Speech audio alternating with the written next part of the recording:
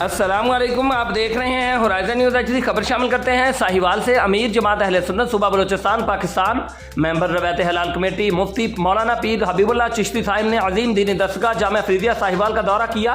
اس موقع پر انہوں نے خصوصی گفتگو فرمائی۔ ملاحظہ کیجیے ہماری اس رپورٹ میں۔ بسم اللہ الرحمن الرحیم۔ جی بالکل، میں اس وقت دنیا اسلام کی عظیم دینی درسگاہ جامعہ فریدیہ ساہیوال میں موجود ہوں۔ آج میرے ساتھ ایک بہت ہی عظیم شخصیت جو تشریف فرمایا، جو کسی تعارف کی محتاج نہیں، صوبہ بلوچستان سے تشریف لائے امیر جماعت اہل سنت پیر حبیب اللہ چشتی صاحب، جو جامعہ فریدیہ کا انہوں نے آج وزٹ کیا۔ آج ان سے جانتے ہیں کہ جامعہ کے بارے میں ان کا کیا کہنا ہے۔ جی بہت شکریہ آپ کا اور علماء کا، طلباء کا اور قاری نور صابر فریدی صاحب کا کہ انہوں نے یہ آج کا سلسلہ بنایا کہ میں ادھر آ سکوں اور دیکھ سکوں۔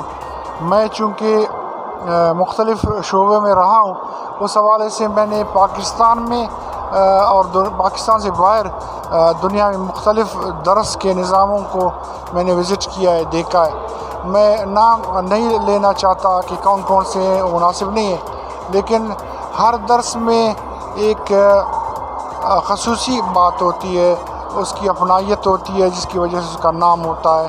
کوئی کس حوالے سے، کوئی کس حوالے سے، کوئی کس حوالے سے۔ لیکن جامعہ فریدیہ ساہیوال کی یہ خصوصیت ہے کہ حضور بابا جان سے گزشتہ میری 20-25 سال سے محبت، رغبت اور سلسلہ رہا ہے، اور ان کو جو میں نے سنا ہے، میں ان کو زانو بزانو وہاں بیٹھ کر ان کا درس سنا ہے جو گھنٹوں گھنٹوں آ رہا ہے۔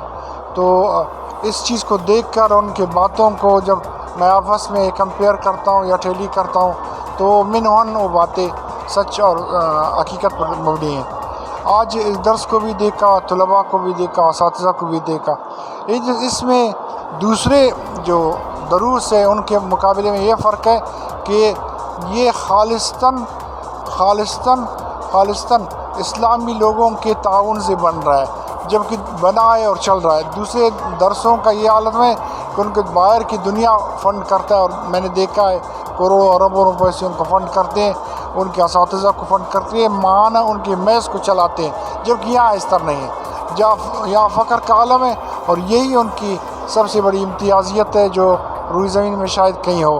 میں نے اس طرح نہیں دیکھا ہے درس جو خالصتاً لوگ جو محبت والے ہیں وہ اس درس کو چلا رہے ہیں، جس کو دنیا میں اگر دوسرے زبان میں کہے سوشل کنٹیکٹ کے حوالے سے بہت بڑی سوشل کمیونٹی ہے جو اس کو چلا رہی ہے۔ ایک تو اس کا مذہبی اور روحانی پہلو ہے، ایک اس کا یہ سوشل پہلو ہے کہ اتنے طلباء کو کوئی 2 بچوں کو اپنے گھر میں رات کو سیر نہیں کر سکتا، اپنے بچوں کو قرآن حفظ کرنا، قرآن کو پڑھنا، قرآن کو سمجھنا، اور پھر خود کے لیے نہیں سمجھنا، پھر وہ آگے جا کر اوروں کو سمجھنا ہے، یعنی قیامت تک یہ نور اور روح قائم دائم رہے گا۔ پھر اس سے بڑھ کر کیا چیز ہو سکتی ہے؟